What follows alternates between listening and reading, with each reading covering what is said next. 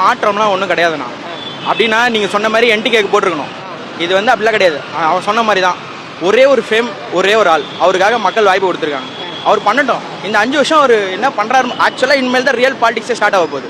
அவர் இது வரைக்கும் பண்ணதெல்லாம் பாலிடிக்ஸ் இல்லை, இனிமேல் என்ன பண்ண போறாரு தான் பாலிடிக்ஸே. இப்போ எந்த பார்ட்டியாக வேணா இருக்கட்டும், யாரோ ஒரு பண்ணுற தப்புக்காக அந்த பார்ட்டி யாரும் தப்பு சொல்ல முடியாது. இப்போ இவரு வந்திருக்காரு, இவர் என்ன பண்ண போறாருன்னு பார்ப்போம். ஏன்னா அவர் அவ்வளோ சொன்னார், திமுக ஆட்சியில் இது இருக்கு, ஏடிஎம்கே ஆட்சியில் அது இருக்கு, இவ்வளோ கடன் வாங்கியிருக்காங்க, அவ்வளோ கடன் வாங்க. ஏன்னா இது தமிழ்நாடு, இங்கே எவ்வளோ குடும்பம் இருக்கு, எவ்வளோ விஷயம் இருக்கு, எல்லாத்தையும் சேர்த்து தான் பார்க்கணும்.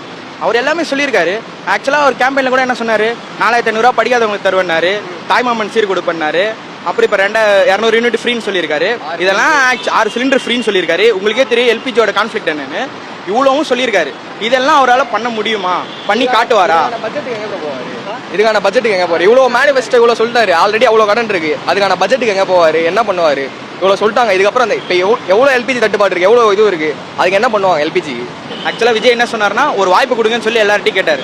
அதுக்காக மக்கள் வாய்ப்பு கொடுத்துட்டாங்க. அவர் பண்ணட்டும். வந்து ஆக்சுவலாக அவர் பண்ணி அதுக்கப்புறம் மக்களுக்கு புரியும்.